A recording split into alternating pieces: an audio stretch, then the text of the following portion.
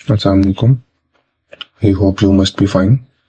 ये जो मेरी वीडियो है, इस वीडियो को बनाने के जो है वो मेन पर्पस जो है वो तो सिलेबस को डिस्कस करना है न्यू स्कीम का मार्च 26 के लिए, कैफ के बच्चों के लिए।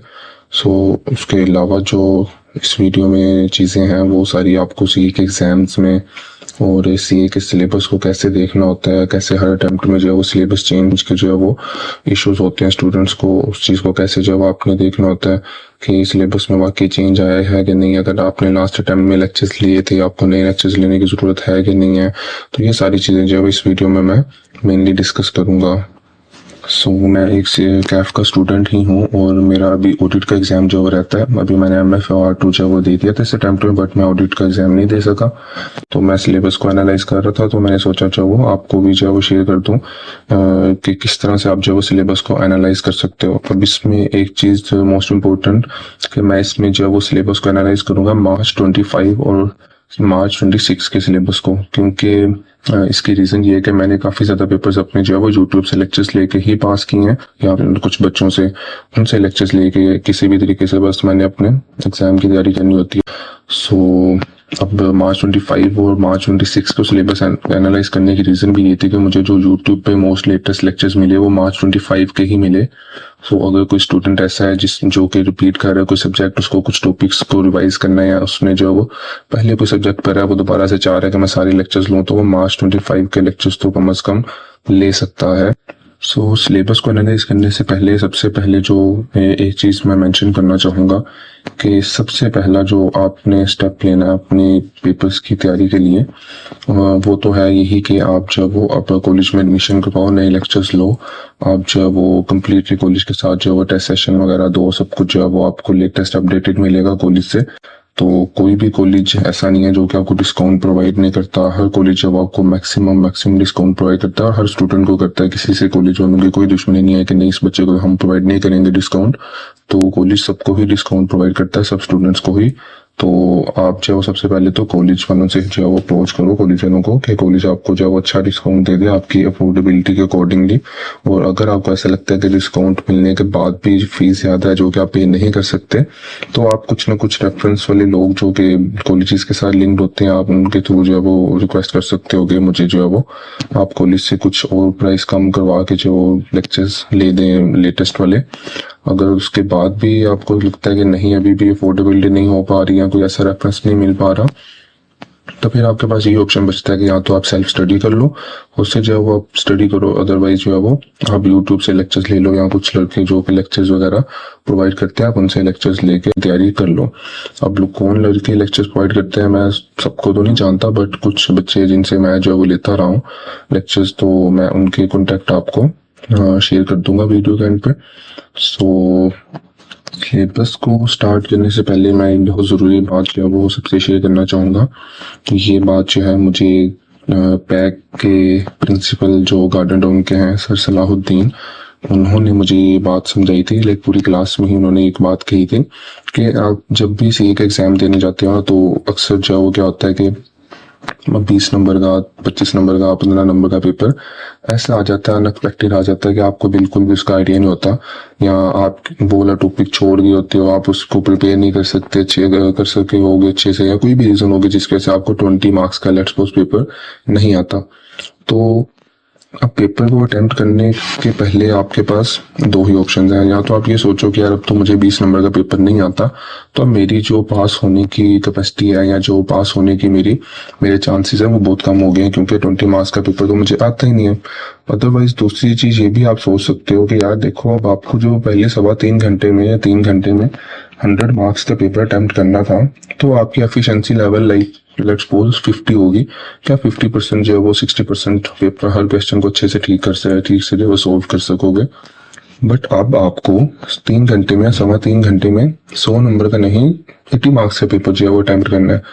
सो अब आपकी जो एफिशिएंसी है ना हर क्वेश्चन को करने की, क्योंकि आप हर क्वेश्चन को करने के लिए आपके पास टाइम भी ज़्यादा है, सोचने का आपका जो एलिमेंट है वो भी ज़्यादा होगा, आपको ज़्यादा टाइम मिलेगा सोचने का, चीज़ों को सोल्व करने का। आप इजीली जो है वो विदाउट एनी प्रेशर हर क्वेश्चन को सोल्व कर लोगे, तो आपकी एफिशिएंसी लेवल ऑटोमेटिकली 50 to 60 से 70 to 80% पे चला जाएगा। तो आपके पास इक्वल चांस है पेपर को पास करने का, या तो आपको 100 मार्क्स का पेपर आता हो तब भी, आपको 80 मार्क्स का पेपर आता हो तब भी। एंड इस चीज़ में मुझे जो है वो अपने एग्जाम्स में बहुत ज़्यादा बेनिफिट दिया।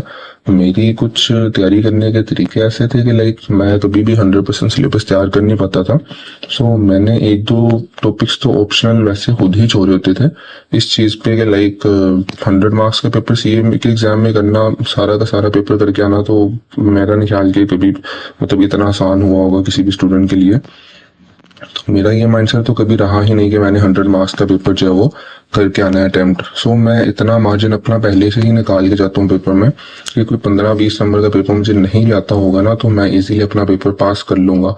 सो उसकी वजह से मैं फिर अपनी तैयारी भी थोड़ी सी कम कर देता हूँ। मैंने जो 70-80% तैयारी की होती है वो मैं ज़्यादा अच्छे से तैयारी कर लेता हूँ। तो मुझे याद है कि लाइक मैंने अभी कुछ पेपर ऐसे भी दिए थे जिसमें 63-62 मार्क्स का पेपर किया, 3 to 4 एमसीक्यूज में मार्क्स कट हो गए, बट स्टिल मेरा पेपर पास हो गया। और सीएमए का मुझे याद है कि सीएमए का जब मैंने पेपर दिया था तो मुझे डिसीजन मेकिंग सीवीपी बिल्कुल नहीं आता था, मैंने लेक्चर तक नहीं लिए थे उनके। सो उसमें भी ये है कि मैंने जब पेपर में गया तो 30 मार्क्स का तो पेपर इनमें से आया था, उस 30 मार्क्स का पेपर में से मुझे एक लफ्ज भी नहीं आता था। सो स्टिल मैंने जो है वो वाला पेपर पास कर लिया। और जब मैंने सोल्यूशन देखा घर आके तो मेरे 6 में से 5 क्वेश्चन 100% ठीक थे और एक क्वेश्चन 90%, और यही 6 सवाल थे जो मैं करके आया था। सो ऑलमोस्ट 65 मार्क्स का पेपर किया था मैंने, और उसमें से भी तकरीबन 58-59 मार्क्स तो मेरे इजीली बन रहे थे। तो लाइक कहने की ये सारी बातें समझाने का, ये सारी बातें बताने का मकसद ये है कि कभी भी जो है वो पेपर में अगर आपकी तैयारी 100% नहीं आई, आप 100% पेपर करके नहीं आते हैं, आपको 100% पेपर नहीं आता, तो आपने जो है वो इस चीज़ से जो है वो डीमोटिवेट नहीं होना कि अब मुझे पेपर कम आता है। आपने बल्कि इससे ज़्यादा अच्छे से जो है वो मोटिवेट होना है और अपने आप को जो है वो ज़्यादा रिलैक्स करना है और अपने आप को ज़्यादा मोटिवेट करना है इस चीज़ के वाले से कि अब मैंने 3 घंटे में 80 नंबर का पेपर करना है, जो वो 85-75 जितने का भी आपको आता है, तो वो आप ज़्यादा अच्छे से पेपर अटेम्प्ट करोगे। सो इस सारी चीज़ को बताने का पर्पस यही था कि लाइक आपको जब मैं सिलेबस दिखाऊंगा कि कैसे एनालाइज करना है, तो उसमें 85-90-95% तक सिलेबस सारा सेम होगा, बट 5% और मैक्सिमम 10% तक सिलेबस चेंज होगा या कुछ नया एडिशन होगा, तो उसको कैसे टैकल करना है, उसके लिए आपके पास जो वो क्या सोल्यूशन होना चाहिए कि उसके लिए उसको तैयारी उसकी कैसे करें, बजाय इसके कि आप कहोगे यार ये 5% 10% सिलेबस चेंज है, मुझे तो जो वो नए लेक्चर्स ही लेने पड़ेंगे। तो अगर आप अफोर्ड नहीं कर सकते नए लेक्चर्स, तो आपके पास सिर्फ एक सोल्यूशन आपको निकाल के देना कि आप जो है कैसे अपने जो है वो लेक्चर्स लेके अपनी तैयारी करके पेपर पास कर सकते हो मार्च 26 के।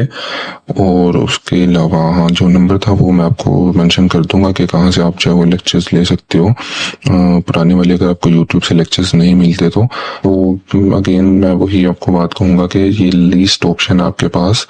सबसे पहले आप कॉलेज वालों को अप्रोच करके नए लेक्चर्स जो है उनसे रिक्वेस्ट करो, आपको डिस्काउंटेड प्राइस पे मिल जाए।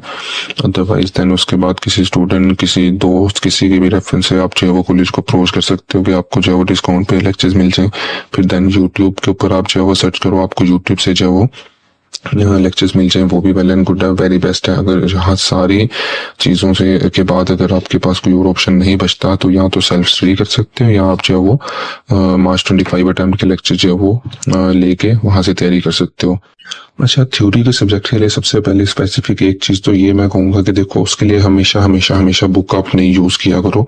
जब भी आप कोई भी सब्जेक्ट जो वो थ्योरी का देने लगो, उसका फ़ायदा ये होता है कि अगर कोई चीज़ थ्योरी के सब्जेक्ट में ऐड हुई है, कोई चीज़ डिलीट हुई है, तो आपको नई बुक के अंदर जो है वो अपडेटेड बुक के अंदर सारा कुछ वही मिल रहा होता है जो कि ऐड या डिलीट हो चुका है, उसके बाद ही आपको बुक मिलती है।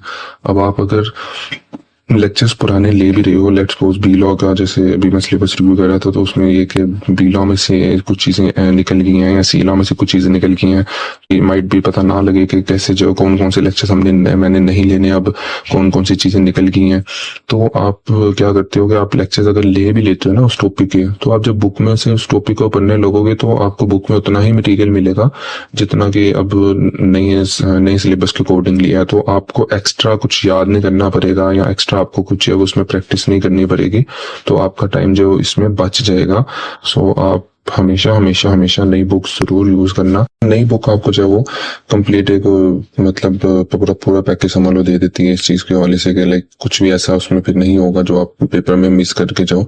आप कुछ ना कुछ सेल्फ स्टडी पे या कुछ चीजें जो खुद से एनालाइज करके तो नई बुक से अपनी 100% तैयारी पे जा सकते हो। लाइक अगर 95% लेक्चर्स भी आपने ले लिए हैं, कई दफा ऐसा होता है कि लाइक आप 100% लेक्चर नहीं ले पाते, तो तब आप क्या करते हो, लाइक अपने कुछ एक दो लेक्चर छोड़ के एक दो टॉपिक्स के आप उसको कम से कम सेल्फ स्टडी पे तो जरूर तैयार करते हो ना।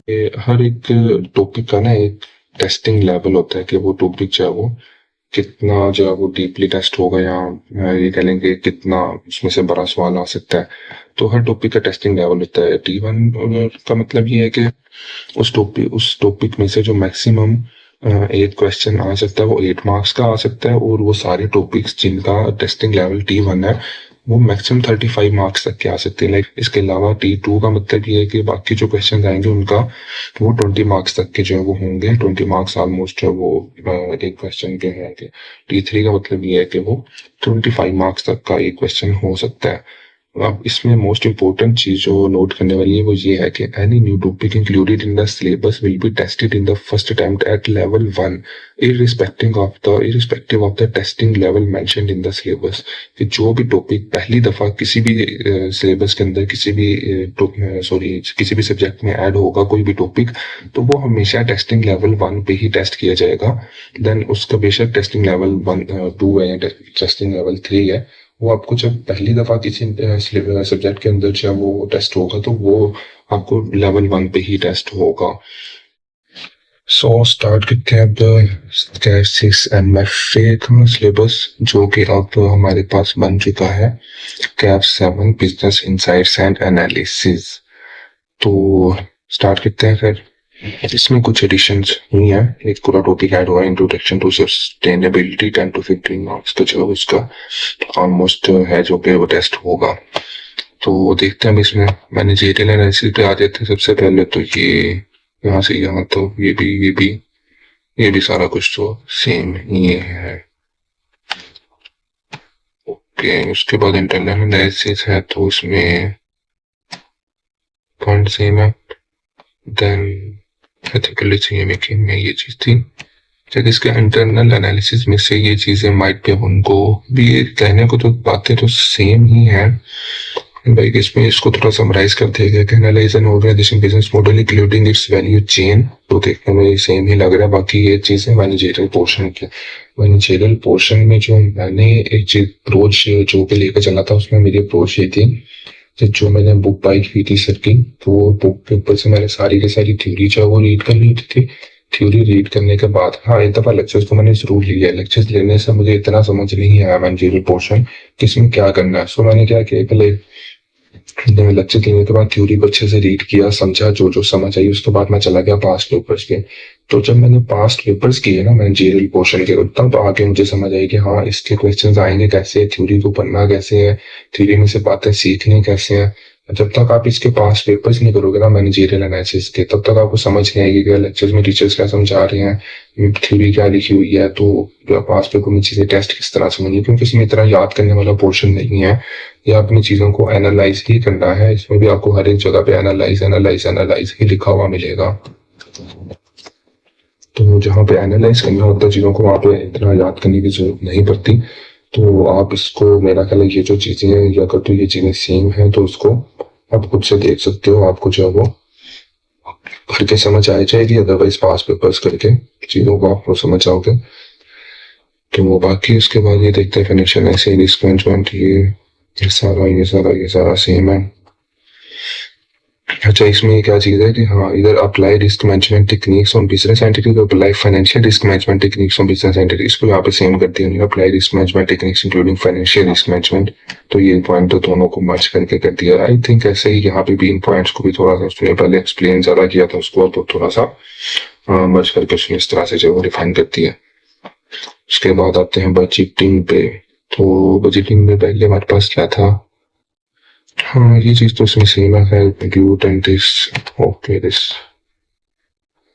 और analysing organisation cash flow working capital requirements. API analysis को cash flow working capital requirements including debt and credit management. इसी का पार्ट होगा cash flow and working capital requirements का ही, जिसको उन्हें थोड़ा सा और एलेबोरेट करती है। So last one, yeah, we have prepare budget using standard internal analysis and quantitative techniques. ये ठीक है। तो ये यहाँ पे ये चीज तो सेम आपको लिखी हुई मिल जाएगी। अब उसके पीछे जो सारी डिस्क्रिप्शन है, prepare data and information and apply appropriate technology and techniques to support management decision making including setting matrices and targets to prepare budget. Then उसके बाद आता है ये सस्टेनेबिलिटी का पोर्शन। ये सारा का सारा नया ही है, आप इसको नया ही समझोगे। ये सारा कुछ आपको टेस्टिंग, अब आप देख रहे हो कि अभी फिलहाल D1 पे है, टेस्टिंग लेवल में इसका भी D1 ही होगा, या आपको D1 पे ही टेस्ट होगा। हम फिर इसके लास्ट में टॉपिक्स भी देख लेते हैं। टॉपिक्स क्या थे पहले, अब क्या है, सूट एनालिसिस है, वो अभी भी है, पोर्टेबल 5 फोर्सेस अभी भी है, ये भी है, फिर भी है, सामान मॉडल भी है, ऑर्गेनाइजेशन मॉडल भी है। आगे तो सारा पहले भी था और अभी भी है। देन हैचिंग एफिशिएंसी और ये सारे मीट्रिक्स के सारा। अब ये दो चीजें जो ऐड होंगे, एसेट रिप्लेसमेंट साइकिल और कैपिटल रिएक्शन, माइट भी ये रिलेट करता हो सस्टेनेबिलिटी से। तो ये चीजें हैं मतलब कि like almost I would say 75 और 80% तक चीजें वही हैं जो पहले थी। बाकी जो है वो चीजें, तो ये हो गया ऐड हमारे पास, सस्टेनेबिलिटी ऐड हो गया। देन उसके बाद बाकी ये है कि थ्योरी के अलावा जो है वो थ्योरी में तो कोई नहीं है, कि थोड़ा सा ये चीज था जो आपको मैंने दिखा दिया कि ये ऊपर लाइनें जो लिखी हैं ये कंप्लीटली कुछ एडिशन कर रहा है बजटिंग के टॉपिक में, या बस इसको डिस्क्राइब करने के लिए अपडेट कर दिया। तो ये तो ऑलमोस्ट ये कह सकते हो कि 85% तक से बस सेम है, 80% 85 तक बस सस्टेनेबिलिटी का टॉपिक जो है वो ऐड हुआ है। अब इसमें आप कर कह सकते हो कि अगर मैं आपकी जगह करता तो मैं क्या करता, तो मैंने तो खैर ये जो बाकी सारे टॉपिक है वो तो वैसे ही तैयार कर लेता जैसे थे।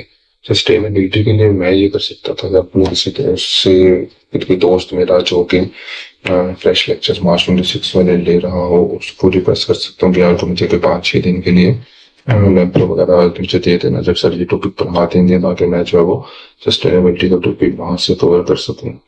तो मैं वहां से उससे ले लूंगा। तो अगर लेक्चर उसमें भी लेक्चर लैपटॉप वगैरह नहीं दे सकता हूँ, तो मैं आपसे ये कर सकता हूँ कि मुझे समझा देना बेसिकली बेसिक चीजें कि यार क्या क्या है सस्टेनेबिलिटी में ऑप्शन। फिर इसमें अगर आप नए लेक्चर्स नहीं ले रहे, सेल्फ स्टडी ही बचता है, वो तो कुछ नहीं बचता।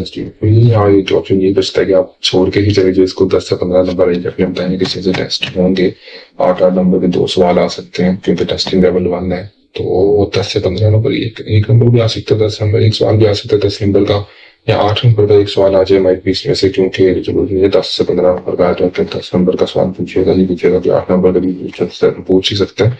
कॉलेज से लेक्चर्स ले लो, फ्रेश वाले लेक्चर्स, नए वाले लेक्चर्स। अदरवाइज जो है वो आप सेल्फ स्टडी की बेस पे तैयारी कर लो। 85% तक तो 80% तक तैयारी आपकी हो जाएगी इन लेक्चर से, जो भी पुराने वाले पढ़े होंगे यूट्यूब पे या किसी लड़के से आपको जो मिल जाएंगे, तो 80-85% तक तो तैयारी हो जाएगी आपकी। और बाकी जो है वो आप खुद से जो चीजों को देखो, खुद से जो है वो सेल्फ स्टडी करो, ताकि पता नई बुक जो जरूरी है ही हर एक सब्जेक्ट के लिए। ये था MFA का सिलेबस। बाकी देखते हैं बाकी सब्जेक्ट्स में क्या चीजें हैं।